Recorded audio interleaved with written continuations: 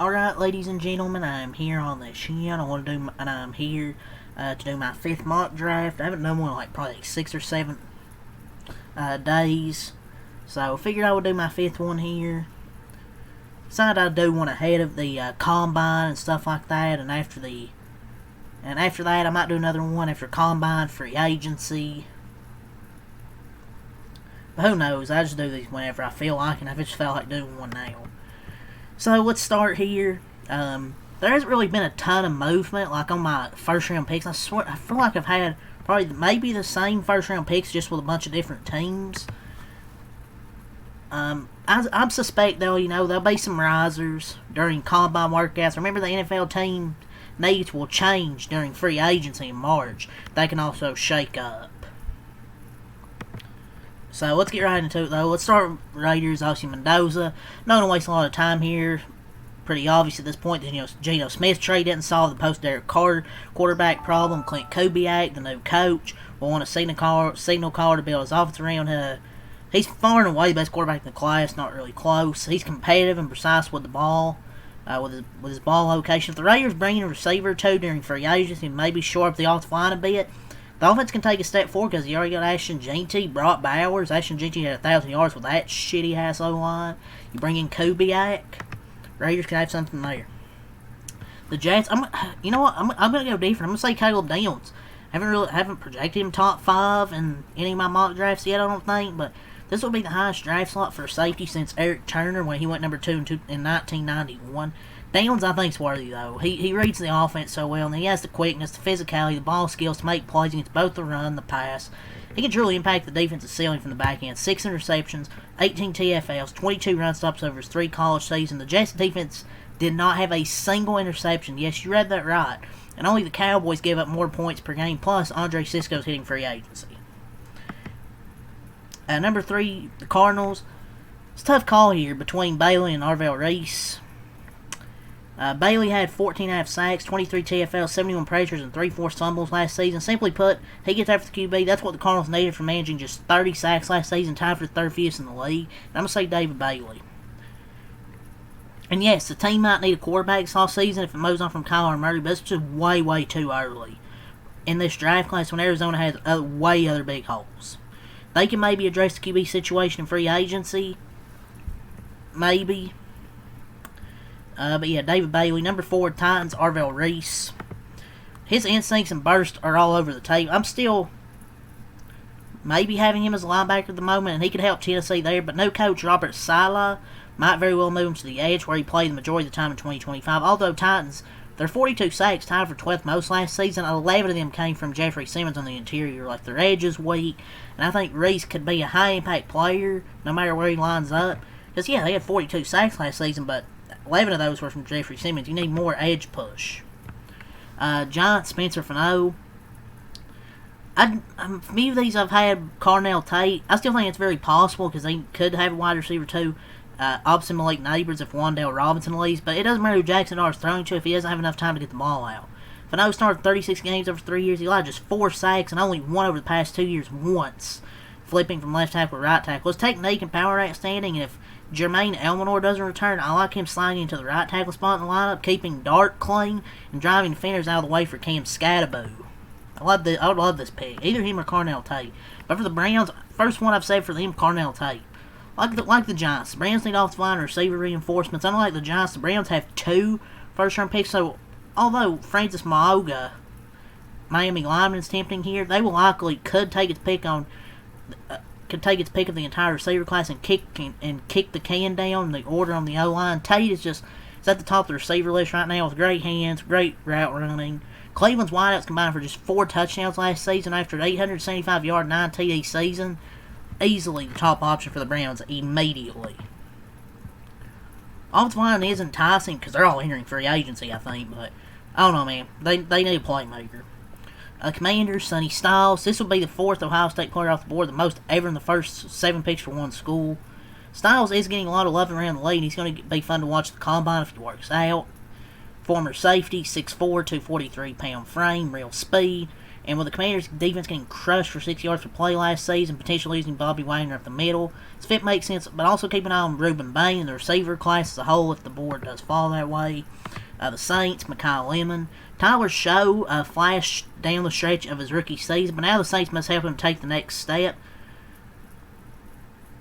And you know what? I'm going to go with, once again, Mekhi Lemon. He attacks the ball in the air, will be a productive player for him after having 1,156 yards last year, regardless of whether Chris Olave is in the long-term plans. They can improve the offense with someone like Lemon running routes out of the slot, having him and Chris Olave.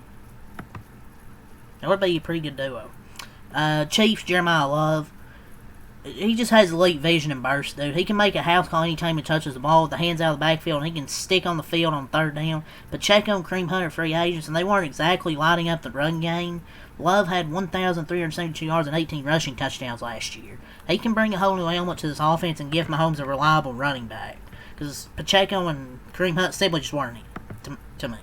The Bengals, Ruben Bain, if he's still on the board, the Bengals should sprint the card in with his name on it. They've had a very rough defense over the last few years now, and things could look a lot worse if Trey Hendrickson leaves in free agency. Last year's Shamar Stewart pick hasn't yielded immediate returns either, but Bain has the ability to wreck opponent just a game plan, man. He brings power, speed. Ben had 9.5 sacks last year. Al Golden, David Corner can move him around the D-line to find matchup advantages, turn him loose in the pass rush. I don't know if he'll go number 10, but maybe, we'll see. Francis Maoga, offensive tackle / guard out of Miami. The Dolphins could be situations unsettled. I think they could explore trade options for Tua or release them. Ty Simpson would be a reach. I don't see that happening. I'm going to say the offensive line. Austin Jackson, the team's last first-round pick on the offensive line back in 2020, has just struggled to stay on the field, and Larry Borum is a free agent. And Maoga comes with 42 starts of experience and a mauling attitude. Plus, he'd be able to keep his parking pass at Hard Rock Stadium as he comes over from the Hurricanes. But if Jackson stays healthy and takes ownership of that right tackle spot, Maoga could easily kick inside the guard. Some scouts maybe think he's a better fit there and play potential be paid to his arm length measurements at the combine. Cowboys, Mansour Delane.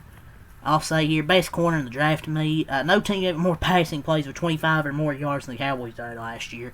Trayvon Diggs was cut at the end of the season. Duran's coming off his second surgery on his left foot in 2 years. If there weren't already enough signs for Dallas, the entire cornerback class should be here at 12. Maybe. Delane can shut down opposing receivers. He broke up 11 passes, pulled down 2 interceptions last season.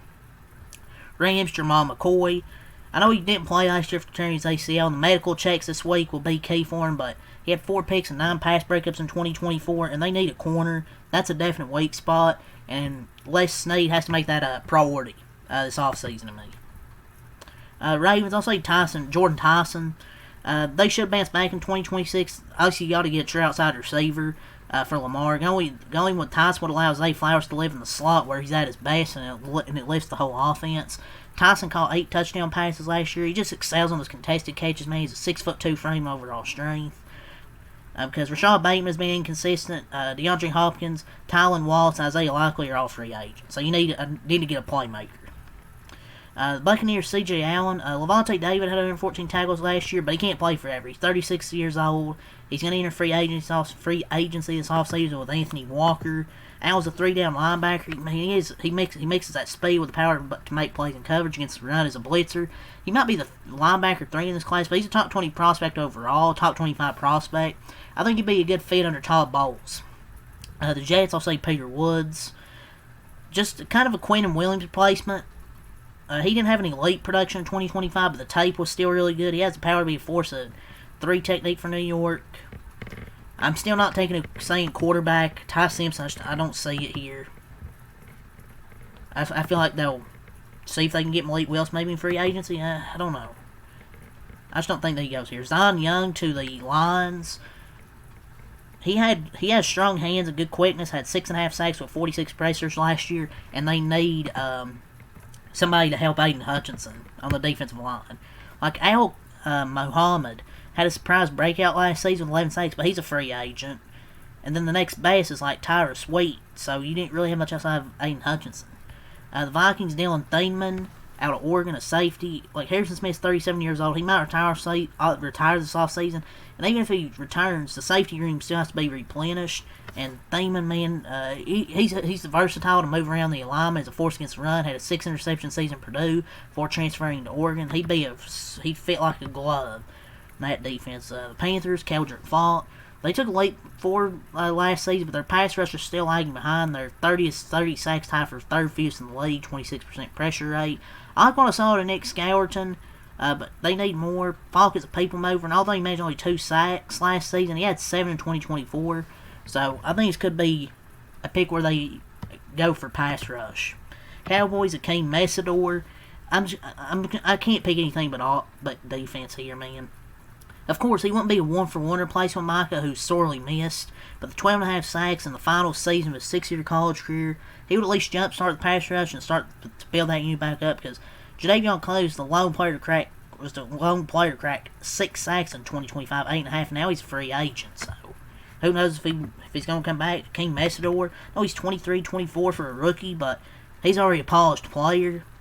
This would be a great pick here. Load up on defense, get a corner and a defense man. Ty Simpson to the Steelers. I think it's a reach, but they have to think about QB with the long term.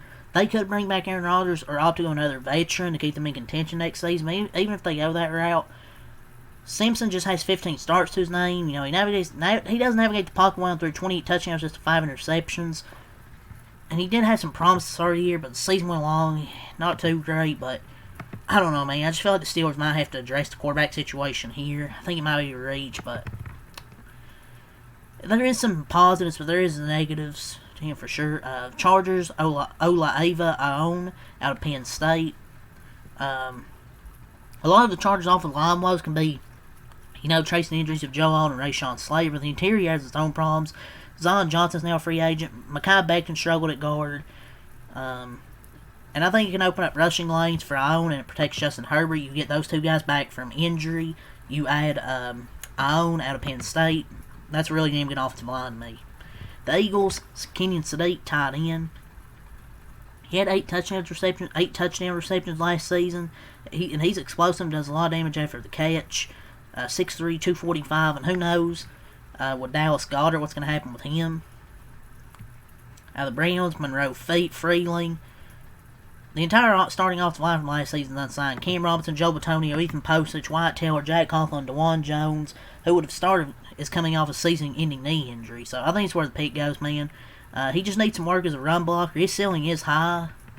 And you compare him with Jones, a 6'8" offensive lineman. He's 6'7". Katie McDonald to the Bears. Having him on the interior would be huge for a Bears team that allowed 5 yards of carry last year. I think he can go first round. Denzel Ralston to the Bills. They finished with 881 yards, 11 scores last year. They need their receiving room. All due respect to Khalil Shakir, after being called out by ownership last month, Ken Coleman's future with the team is kind of murky. Brandon Cooks and Gabe Davis are free agents. Josh Palmer was injured and limited. Tyler Shelby's torn ACL, so I think it's an obvious pick. 49ers, Caden Proctor, offensive tackle / guard. Texans, Darian Price, running back out of Notre Dame. They like juice in the run game. Woody Marks is probably more of a change of pace guy. Nick Chubb's a free agent. Joe Mixon's future is uncertain. There's ball security concerns, but he's a pretty good running back too. Rams take Blake Miller off the tackle of Clemson. Warren McClendon Jr. is in the final year of his deal. Rob Havenstein retired, so easy pick here. The Broncos, Emmanuel McNeil Warren out of Toledo. They have 2 solid safeties in Hufanga and Brandon Jones. This pick might not be the greatest, but he's a sleeper right now. But I think he could be in a top 10, 15 pick. Honestly, the Patriots are Mason Thomas, outside linebacker at Oklahoma. And then the Seahawks take Avion Terrell corner out of Clemson to close out the first round to pair up with Devin Witherspoon and Nick Nemori in that defense. Because Rick Woolen, Josh Jobe, are they going to return out of this defense? Who knows? But yeah, that's my 5th mock draft here, ladies and gentlemen. So that's all I'm going to say. So leave a like, comment, subscribe for more. Peace.